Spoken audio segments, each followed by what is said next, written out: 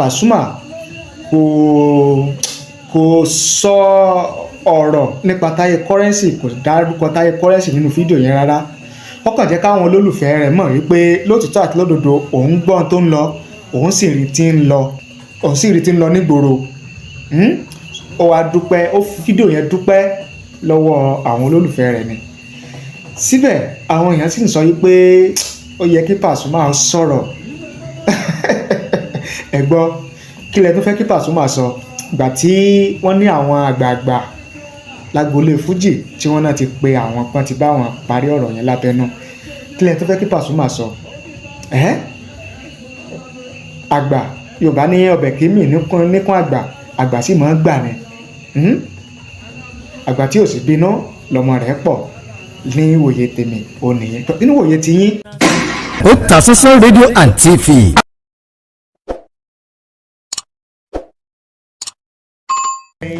A kí gbogbo ẹ̀yin olólùfẹ́ wa tí ẹ̀ ń wò wá tẹ̀lé ń gbọ́ wa káàkiri àgbáláyé lórí ìkànnì wa, ìkànnì yín.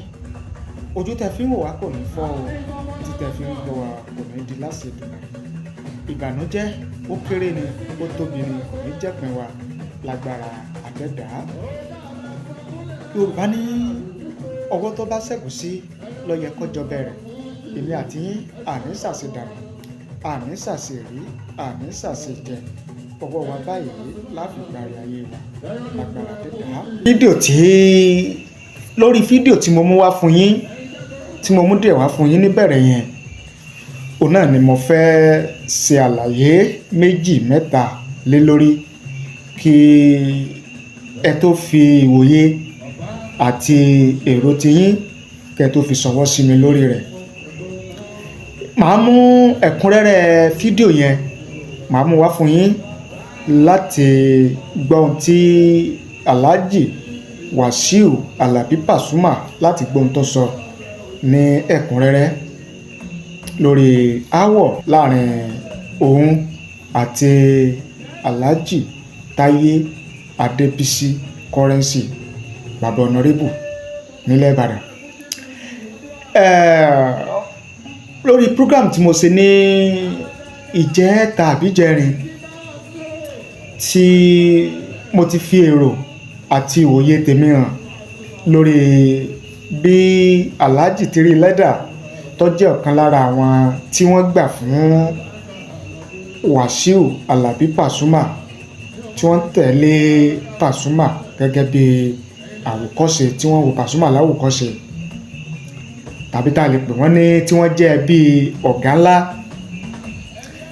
lórí bó ṣe rí music tour ọ̀fẹ́ lọ sí orílẹ̀-èdè United Kingdom, bó ṣe rí gbà ní orí prógrámù kan lórí rédíò kan ní ìlú Ìbàdàn. Mo fi ìwòye tèmi hàn àti ohun tí àwọn èèyàn ń sọ, mo mú wá fún yín nínú fídíò yẹn. Tẹ́ ẹ bá ti wò ó, mo fẹ́ kí ẹ lọ wò ó. Mo rí léètì bí promoter tó pè wọlé sórí prógrámù yẹn bó ṣe fún Tiri Lẹ́dà ní music tour ọ̀fẹ́ lọ sí United Kingdom. Mo rí léètì ẹ̀ mọ́ issue tó ń lọ lọ́wọ́ láàrin Taye Adébísí Currency àti Pasuma ọ̀gá ńlá. Mo dẹ̀ ka èrò àwọn èèyàn, mo fẹ́ kẹ́ mọ́ farabalẹ̀ bí mo ṣe mú bọ̀ lẹ́sẹẹsẹ ní o, kí ọ̀rọ̀ mi kó lè bá yé yín dáadáa. Ẹ ti mọ̀ wípé mo máa ń sọ lórí ètò yìí pé ọlọ́gbọ́n, olóye, onílàákàyè ó ní ọ̀rọ̀ wa lè yé lórí ètò yìí, torí pé àwọn àlàyé mi, àwọn àtúpalẹ̀ ọ̀rọ̀ mi ó máa ń túlẹ̀ wúlẹ̀ ìṣẹ̀lẹ̀ ni. Bọ́rọ̀ bá sì ṣe rí la ṣe máa ń sọ, bọ́rọ̀ bá ṣe rí la ṣe máa ń gbé kalẹ̀. Ìkànnì yìí kò sí fún fáǹsì kankan, kì í ṣe nítorí ẹnìkan la fi gbé kalẹ̀, kì í sórí ẹgbẹ́ kan la fi gbé kalẹ̀, kì í ṣe torí kí a lè máa ṣègbè la fi gbé ìkànnì yìí kalẹ̀, ṣùgbọ́n láti máa ṣe ìwádìí ọ̀fín tó tó lórí ìṣẹ̀lẹ̀ tó bá ń lọ, láti gbọ́ ìwòye tapá tán ìwòye tapá sí èrò oníkálukú lérí ọ̀rọ̀ ká sì mú wá fún yín kẹ́yìn ọ̀jọ̀gbọ́n ẹ̀yin onímọ̀ ẹ̀yin olóye kẹ́ ẹ sì bá wa dá sí i kí àjọmọ bí nǹkan ṣe ń lọ. òun náà ni ètò yìí wà fún. ìdí nìyẹn tí mo fi máa ń mú àwọn programs mi tí mo bá mú wá lórí ìṣẹ̀lẹ̀ tó bá ń lọ, mo fi máa ń mú wá láti bẹ̀rẹ̀ pẹ̀pẹ̀ káláyé ọ̀rọ̀ mi kó lè bá yé yín dáadáa, kẹ́yìn olólùfẹ́ wa tẹ̀ ń wò wá tẹ̀ ń gbọ́ wa, kẹ́yìn náà lè mọ ibi tí ẹ ti dá sí tẹ́ ti mọ̀. lẹ́yìn tí mo ṣe program yẹn, ó ní oríṣiríṣi àwọn èèyàn ó ní wọ́n ti bẹ̀rẹ̀ sí pè mí, àwọn mìíràn text message, wọ́n fi message ránṣẹ́ wípé bí Three Leather bó ṣe rí UK tour ọ̀fẹ́ gbà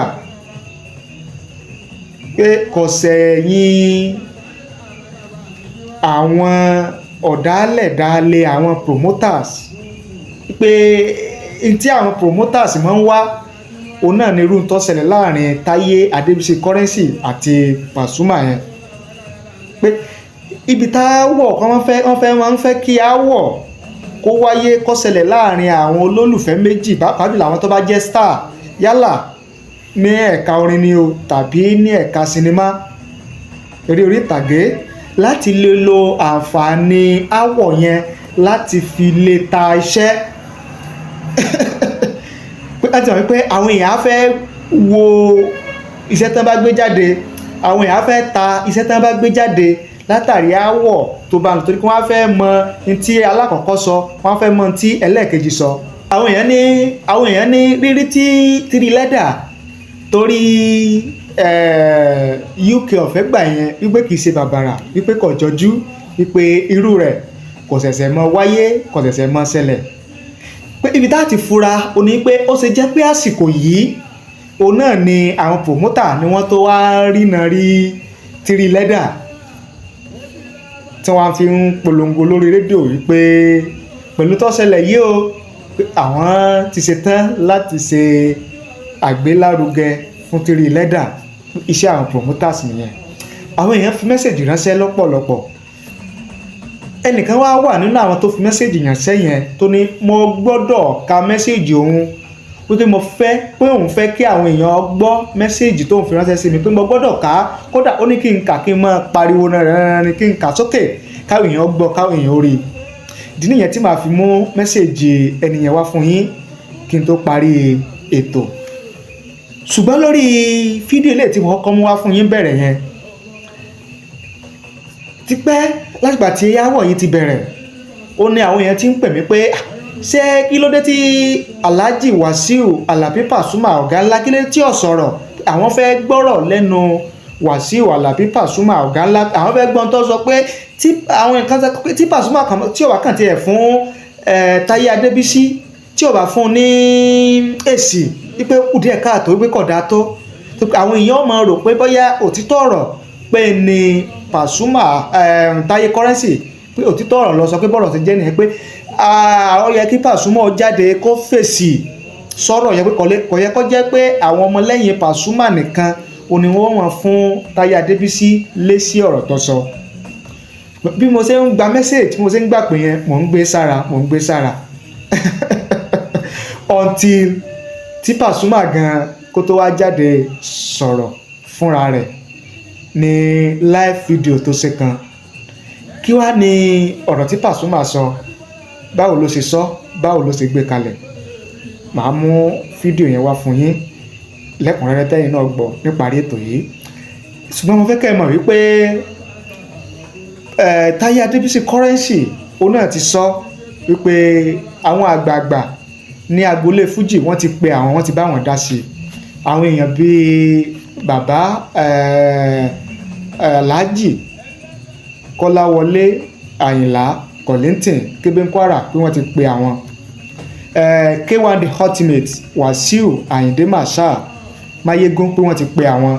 president àwọn onífújì lórílẹ̀ Nàìjíríà sensation pé wọ́n ti pe àwọn. mo sì mọ̀ pé kí o lè jẹ́ pé Taye Currency nìkan ni wọ́n pè, bá ṣe pé Taye Currency yẹn òun náà ni wọ́n ti pe Pasuma náà a ti ń gbọ́n ti ń lọ o a gbọ́dọ̀ gbọ́ kẹ́nìkan kó tó sọ ọ̀rọ̀ burúkú sẹ́nìkan kan mọ́ o wọn pé wọ́n ti pe àwọn méjèèjì ó sì kọjá pé ìdí nìyẹn tí àfi tí ìgbọ́ ọ̀rọ̀ kankan lẹ́nu Alhaji Wasiu Alabi Pasuma ọ̀gá ńlá. Nínú fídíò lè tí wọ́n fẹ́ mú wáyé ọjà kọ́kànjẹ́ ká mọ̀ wípé gíṣẹ́ pé tí òun dé o òun gbọ́ nǹkan tí ń lọ òun sì gbogbo tí ń lọ lòun sì ń rí lòun kà lòun wò òun sì ń gbọ́ èrò àti òye àwọn èèyàn lórí ọ̀rọ̀ tí Taye Currency sọ ṣùgbọ́n òun mọ̀ wípé àwọn èèyàn fẹ́ràn òun ìgbà yìí gan ló tó mọ̀ bóun ṣe níyì tó ló tó mọ̀ wípé lóòótọ́ òun ni àwọn èèyàn fẹ́ràn òun ò fẹ́ kí aburú ó ṣe òun àwọn èèyàn sì mọ ìtàn dáadáa ẹnu tó sọ nínú fídíò ilé tí mo fẹ́ mú wá fún yín nìyẹn tí mo sì fẹ́ kẹ́ ẹ gbọ́. ó ṣe lọ lórí ayélujára pàṣẹ ojú wa ó ṣe báyọ̀ tó fà àmọ́ ó fi mi dáadáa àwọn ẹ̀dùn fúnra bí ó lè lágbára ìwà ó máa rún ọ. ó ṣe lọ́wọ́ ṣe lọ ẹ̀dùn yá.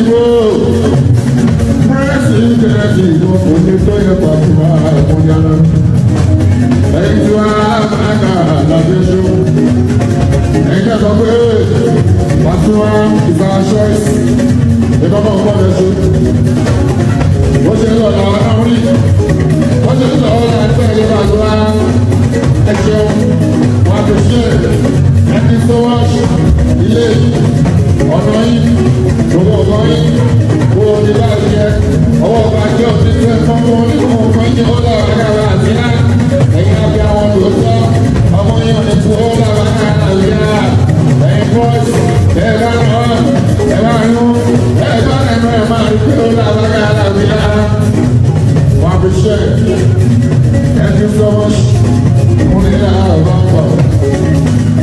tó mo lérò pé ẹ̀yin náà ti gbọ́ ẹ ti gbọ́ mo wá fẹ́ kí ẹ fi èrò tiyín àti ìwòye tiyín ẹ fi ṣọwọ́ sí wa láàyè fídíò yìí láàyè comment nísàlẹ̀ fídíò yìí ẹ rí i pé Pasuma kò sọ ọ̀rọ̀ nípa Taye Currency kò dárúkọ Taye Currency nínú fídíò yẹn rárá ó kàn jẹ́ káwọn olólùfẹ́ rẹ̀ mọ̀ wípé lótìtọ́ àti lódodo òun gbọ́n tó ń lọ òun sì rí tí ń lọ nígboro ó wá dúpẹ́ ó fi fídíò yẹn dúpẹ́ lọ́wọ́ àwọn olólùfẹ́ rẹ̀ ni síbẹ̀ àwọn èèyàn sì ń sọ wípé ó yẹ kí Pasuma sọ̀rọ̀ ẹ gbọ́ kí lẹ tún fẹ́ kí Pasuma sọ ìgbà tí wọ́n ní àwọn àgbààgbà lágboolé fújì tí wọ́n náà ti pe àwọn kan ti bá wọn parí ọ̀rọ̀ yẹn lábẹ́nú kí lẹ tún fẹ́ kí Pasuma sọ àgbà Yorùbá ní ọbẹ̀ kí mì níkún àgbà sì máa ń gbà ni àgbà tí ò sì bínú lọmọ rẹ̀ pọ̀ ní ìwòye tèmi ò nìyẹn nínú ìwòye tiyín lérò tiyín kí ni ẹ fẹ́ kí Pasuma sọ kí lèrò tiyín kí ni ìwòye tiyín ẹ fi ṣọwọ́ sí wa láì comment nísàlẹ̀ fídíò yìí á kà á sì ṣe àgbéyẹ̀wò rẹ̀ ẹ wá jẹ́ mú mẹ́sẹ̀jì ẹni tí mo sọ yẹn ẹni jẹ́ kí n mú wá fún yín mẹ́sẹ̀jì tí mo ní wọ́n fi ránṣẹ́ sí mi kẹ́ni sọ wípé dandan mo gbọ́dọ̀ ka mẹ́sẹ̀jì òun yẹn káwọn èèyàn gbọ́ káwọn èèyàn rí. ẹni yẹn ní I am using the opportunity to tell the presenter to read these comments out loud like the others. I swear with Almighty God I don't have one record of Taye Currency, which means that I am not one of his fans. I don't know why people are always biased about most issues. The issue between Alabi Pasuma and Taye Currency may be personal. The two of them know what transpired between them, and no one will know the truth unless they want anyone to. It is a pity that in Nigeria, if two people who love each other, whether platonic or otherwise, have issues between each other, one that hates the other out of them will use the opportunity to badmouth the other, whether verbally or musically.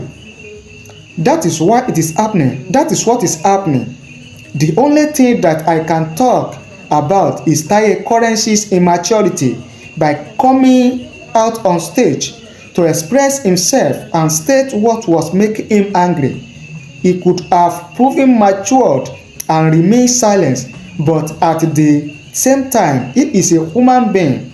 It could happen to every one of us. We should not forget his good side.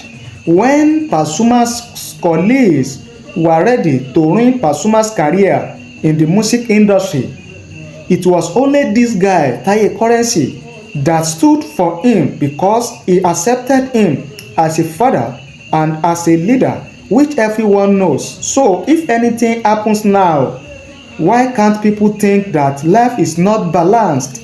It's not balanced, and hope that God helps them settle. About the promoter, they said want to help the third party, which is Tiri Leather. It's not new. That is how they do.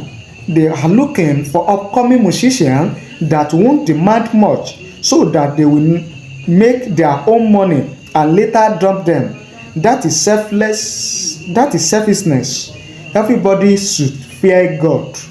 Mo wí tèmi o. gẹ́gẹ́ bí message tí ẹni yẹn tó fi ránṣẹ́ fún mi nìyẹn wọ́n pọ́n dandan fún mi mo gbọ́dọ̀ ká o bí mo ṣe ń ka message àwọn message yòókù bẹ́ẹ̀ náà ni kí n ṣe ka message àwọn ìdí nìyẹn tí mo fi mú wá fún yín.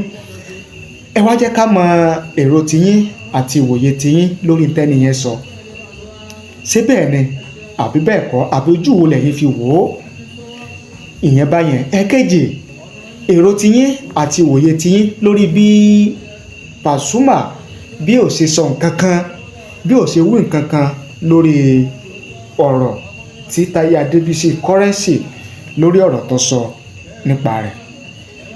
Ẹ fi ṣọwọ́ sí wa láàyè comment nísàlẹ̀ fídíò yìí á kà á sì ṣe àgbéyẹ̀wò rẹ̀.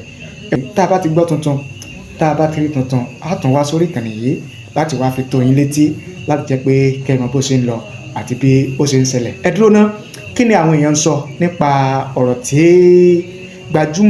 gbajúgbajà ọ̀jọ̀gbọ́n ọ̀mọ̀wé lórílẹ̀‐èdè Nàìjíríà bàbá ọ̀jọ̀gbọ́n Wọlé Ṣóyínká kí làwọn èèyàn kí ni wọ́n ń sọ kí ni ìwòye àwọn èèyàn kí lè rò àwọn èèyàn nípa ọ̀rọ̀ tí wọ́n sọ wípé pẹ̀lú ọjọ́ orí àwọn yìí o àwọn tí ń retí ikú ọba àwọn lẹ́rù mọ́ pẹ̀lú ibi táwọn bá dé lásìkò tí oníròyìn sọ̀rọ̀sọ̀rọ̀ pédépédé kan tó ṣe ìfọ̀rọ̀wérọ̀ pẹ̀lú Professor Wọlé Ṣóyínká lágbára Ọlọ́run láṣẹ Èdùmàrè ó ṣeé ṣe kó jẹ́ pé ọ̀la òun náà ni a sọ̀rọ̀ lórí rẹ̀ a mú wá fún yín.